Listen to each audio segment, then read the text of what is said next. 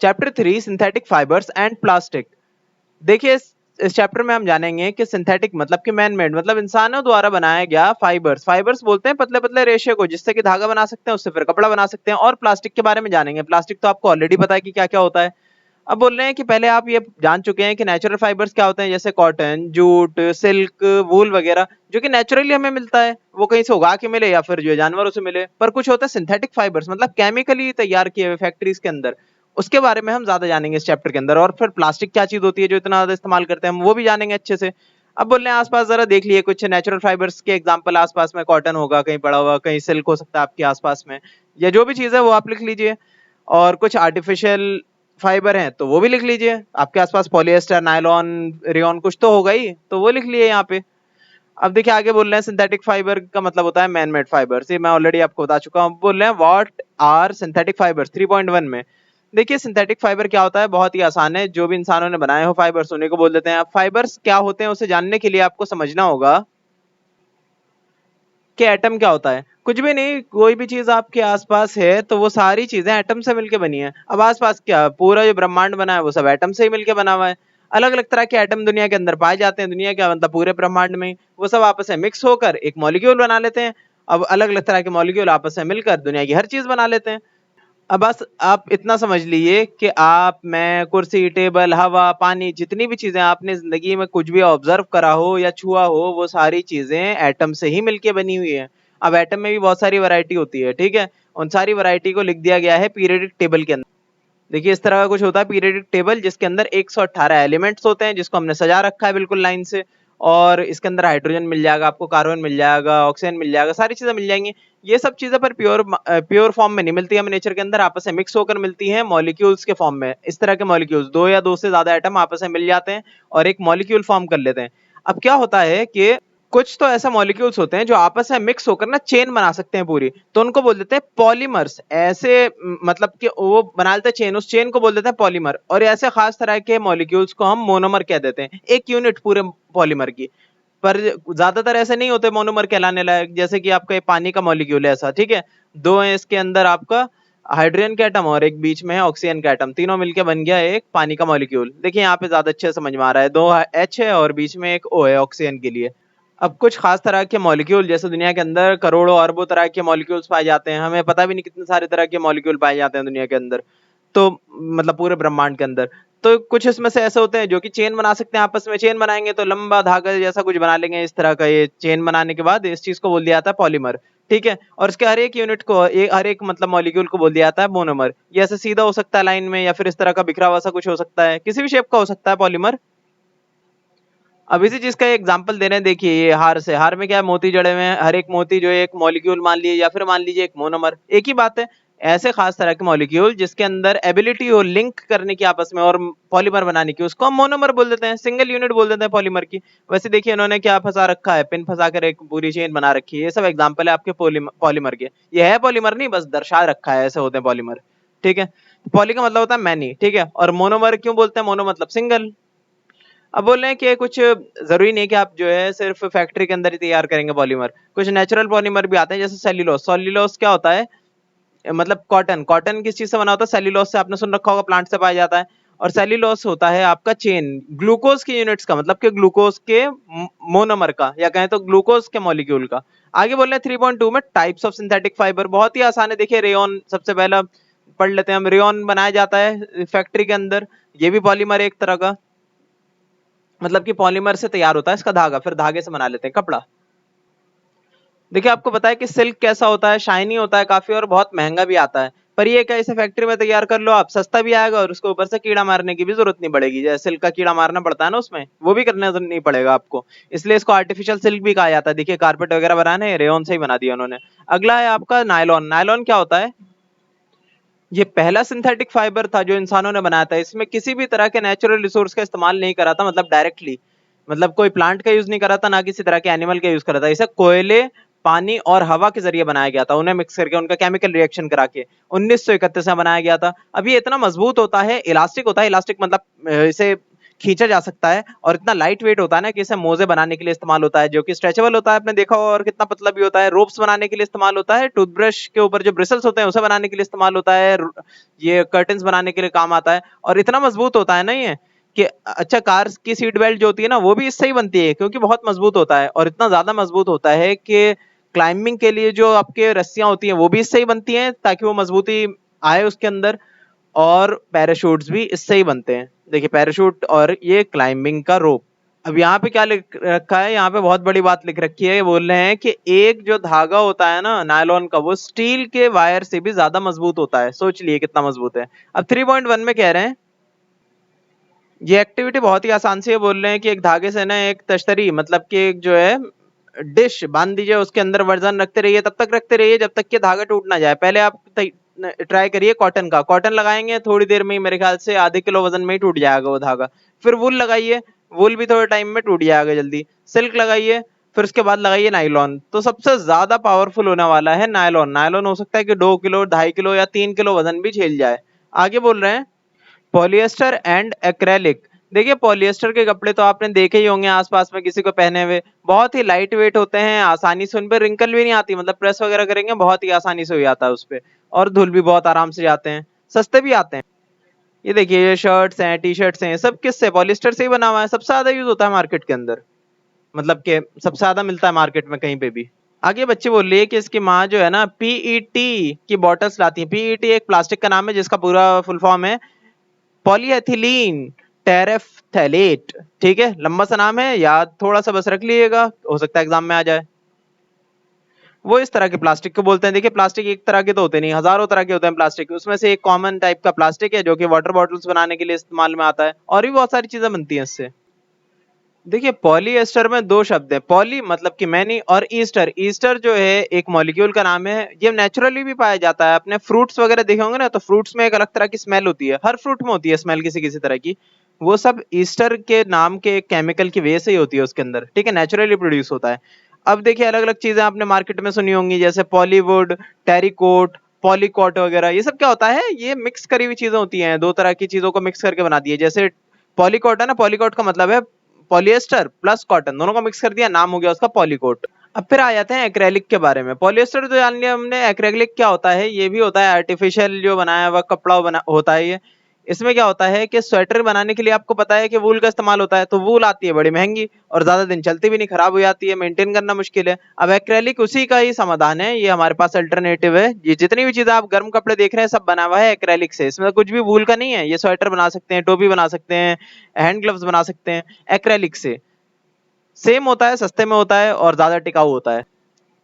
अब synthetic fibre use करने के इतने सारे फायदे तो बता दिए, कुछ एक आध नुकसान भी होता है मामूली सा। क्या होता है कि आप जो है ना उसे जलाएंगे तो बहुत जल्दी जल जाएगा, और जलने के बाद महक आएगी जैसे आपने प्लास्टिक जला दिया हो। और इसे जो है पहनकर आप ना बहुत ज्यादा गर्मी वाली जगह पे नहीं आ सकते, वरना क्या होगा, पिघल के आपकी स्किन पे चिपकेगा थोड़ा थोड़ा करके, और इन्फेक्शन वगैरह फैलने के भी चांसेस होते हैं इसमें। इन्फेक्शन नहीं मतलब किसी को एलर्जी वगैरह है, स्किन की एलर्जी, तो उसके लिए मना करते हैं डॉक्टर्स के, नहीं भाई आप जो है ना कुछ नेचुरल पहन लो। आगे बोल रहे हैं ये बच्ची बोल रही है कि अच्छा अब समझ में आया, इसकी माँ जो है किचन के अंदर क्यों नहीं पहनती पॉलिएस्टर के क्लॉथ्स, क्यों, क्योंकि बहुत ही कम गर्मी में भी जल जाते हैं वो कपड़े। आगे बोल रहे हैं कि जितने भी सिंथेटिक फाइबर आपने देखे, जैसे कि पॉलिएस्टर, एक्रेलिक, नायलॉन, रेयॉन, ये सारी चीजें खास तरह के केमिकल प्रोसेस से गुजर के होती हैं, जिसके लिए एक बहुत इंपॉर्टेंट चीज है, एक मटेरियल है जिसको बोलते हैं पेट्रोलियम। ठीक है, आपको पता होगा पेट्रोल किससे निकलता है, पेट्रोलियम से ही निकलता है। तो पेट्रोलियम का इस्तेमाल होता है ये सारे कपड़े बनाने के लिए कहीं ना कहीं, और इस चीज को हम बोल देते हैं पेट्रोकेमिकल्स। पेट्रोल से निकलने वाले केमिकल्स को बोल देते हैं पेट्रोकेमिकल्स। आगे बोले 3.3 में characteristics of synthetic fibre. Already हम जान चुके हैं काफी सारे कैरेक्टरिस्टिक्स, सस्ते होते हैं, टिकाऊ होते हैं, मजबूत होते हैं, और भिगा कर आप धोकर भिगाने मतलब भिगाने के बाद धोकर जो है आप सुखाएंगे तो सूख भी जल्दी आएंगे। छाते वगैरह देखें सिंथेटिक फाइबर के होते हैं, कभी देखा आपने कॉटन का बना हुआ, नहीं देखा होगा छाता।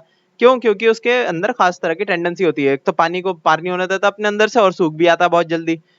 आगे कह रहे हैं 3.2 एक्टिविटी में कि दो छोटे छोटे बर्तन ले लिए, दोनों के अंदर थोड़ा सा पानी रख लिए, एक में डाल लिया कोई सिंथेटिक फाइबर और एक में डाल लिया कोई सा नेचुरल फाइबर जैसे कॉटन वगैरह।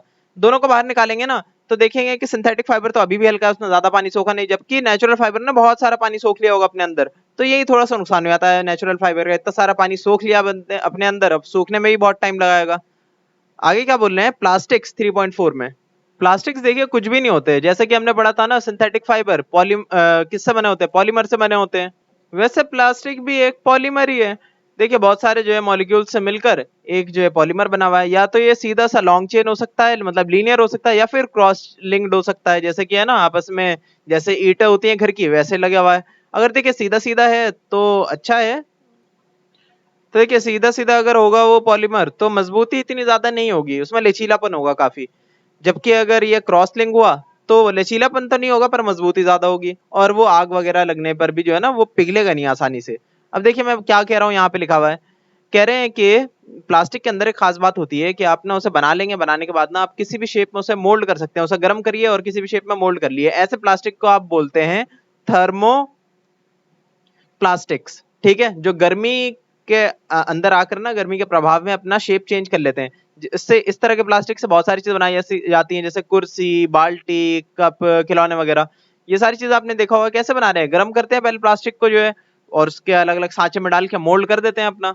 ठीक है, आगे बोल रहे हैं कि पॉलीथीन का आपने नाम सुना होगा। पॉलीथीन क्या होता है, पॉली मतलब मैनी, और इथीन एक मोनोमर का नाम है इथीन। ठीक है, जो कि बहुत सारे मिलके एक पॉलीमर बना लेता है जिसका नाम है पॉलीथीन। ठीक है, ये क्या होता है, पॉलीथीन बैग्स नहीं देखे आपने मार्केट के अंदर, जो पॉलीथीन बैग्स देखे होंगे प्लास्टिक के होते हैं, उसके बारे में बात हो रही है। आगे बोल रहे हैं कि जो आसानी से मुड़ जाते हैं, जो कि थोड़ी सी गर्मी हासिल होने पे मुड़ जाते हैं, मतलब फ्लेक्सिबल होते हैं काफी, वो थर्मोप्लास्टिक्स कहलाते हैं। जबकि जो आसानी से बेंड नहीं होते, ठीक है, बिल्कुल एक जगह पे टिके के टिके रहते हैं, उनको बोलते हैं थर्मोसेटिंग प्लास्टिक। अब देखिए जब वो सेट हुआ हुआ प्लास्टिक है तो थर्मो क्यों लगा रखा है इसके अंदर, थर्मो इसलिए क्योंकि पहली बार जब उसे प्लास्टिक को पिघलाया जाता है ना, तब तो पिघल के किसी भी शेप में आ जाते हैं। ठीक है, पर उसके बाद जब वो ठंडा हो गया तो अब उसे आप चाहे जितनी गर्मी दे दो, जितना उसे मोड़ लो तोड़ लो, पर वो मुड़ेगा नहीं, वो टूट जाएगा पर वो मुड़ेगा नहीं। ठीक है, जैसे कि आपके स्विच बोर्ड वगैरह होते हैं, ये इस तरीके के प्लास्टिक के बने होते हैं जो कि आपका आसानी से इसमें आग नहीं लगेगी, आग लग भी गई तो ये पिघलेंगे नहीं, पिघल के नीचे नहीं करेंगे, डिफॉर्म नहीं हो जाएंगे ये जैसे के तैसे रहने वाले हैं बहुत ज्यादा गर्मी के अंदर भी। इसलिए स्विच बोर्ड आपका थर्मोसेटिंग प्लास्टिक का बनाया जाता है, प्लेट वगैरह घर की हो गई, और भी बहुत सारी चीजें बनाई जाती हैं थर्मोसेटिंग प्लास्टिक से। ठीक है, इसीलिए ताकि ये ज्यादा से ज्यादा हीट को रेजिस्ट कर पाए, उसे उसके सामने जो है टिक पाए। मैंने आपको बताया था ना कि क्रॉस लिंक जो भी होते हैं पॉलीमर्स वो ज्यादा मजबूत होते हैं, तो ये देखिए ज्यादा मजबूती का एग्जांपल। 3.5 में बोल रहे हैं plastics as material of choice, कि क्यों हम जो है प्लास्टिक लें, इसकी वजह क्या है। देखिए पता है शुरू शुरू में जब प्लास्टिक आया था ना मार्केट में, तो साइंटिस्ट ने और बड़ी बड़ी कंपनीज जो जिन्होंने तैयार करा था प्लास्टिक, उन्होंने बोला था कि अब तो रेवोल्यूशन आने वाली है, अब सारे पॉल्यूशन जो है उसे खत्म कर दिया जाएगा। अब क्या होगा कि हर चीज प्लास्टिक के बन जाएंगे, फर्नीचर वगैरह और बाकी सारी चीजें भी हमारी रोजमर्रा की चीजें। तो हम जो है पेपर का मतलब पेपर नहीं, हम जो है लकड़ी का इस्तेमाल कम कर देंगे फर्नीचर बनाने के लिए। पर रियलिटी में क्या हुआ, हमने उसका दुरुपयोग करना शुरू कर दिया, हमने बहुत ज्यादा फर्नीचर बनाना शुरू कर दिया और बहुत जल्दी उसे रिजेक्ट करना शुरू कर दिया। और फिर हम ये सोचने लग गए कि प्लास्टिक की चीजें तो हल्की क्वालिटी की होती है, हम जो है महंगा सा वुड का ही बनाएंगे।